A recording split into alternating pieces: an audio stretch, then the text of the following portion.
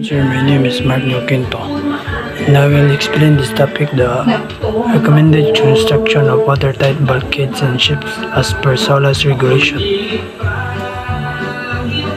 And my partner is John Richard Socorin. The SOLAS International Convention for the Safety of Life at Sea regulation provide clear guidelines for the construction of watertight bulkheads in ships to ensure structural integrity and enhance survivability in case of flooding. Here are the key recommendations and requirements under SOLAS as per SOLAS Chapter 2:1. Number 1. Purpose of watertight bulkheads: to divide the hull into watertight compartment to prevent flooding from spreading, to maintain buoyancy and stability of the ship after damage. And 2.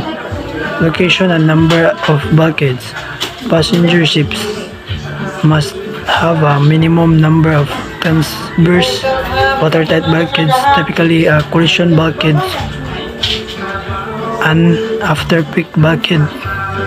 Additional bulkheads dividing the ship into main compartments, like what did cargo ships, also require a collision bulkhead and other bulkhead based on the ship length and design. And 3. Collision bulkheads requirements.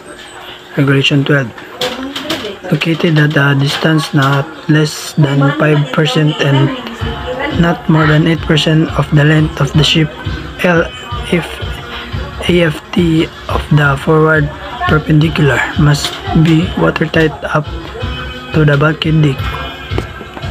No doors, manholes, or other opening are allowed below the bulkhead deck and the collision bulkhead.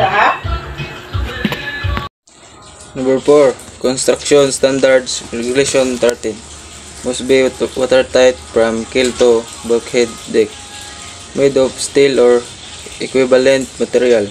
Bulkheads should be efficiently supported and capable of withstanding pressure due to head of water.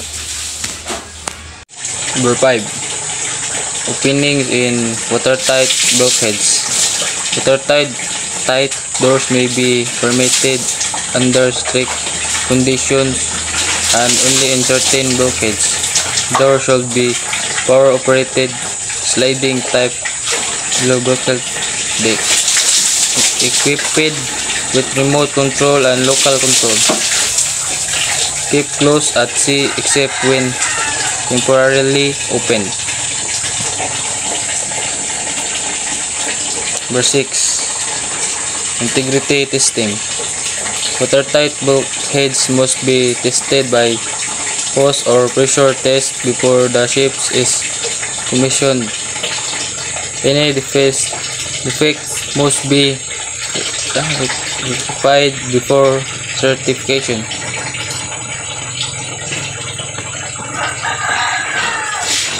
Number 6. Integrity testing. Watertight bulkheads must be tested by hose or pressure test before the ship is commissioned. Any defects must be rectified before certification. Number 7. Damage stability requirements. Ships must be able to survive flooding in one or more compartments. Bulkhead design must comply with probabilistic damage stability criteria as per Part B1 of SOLAS Chapter 2:1.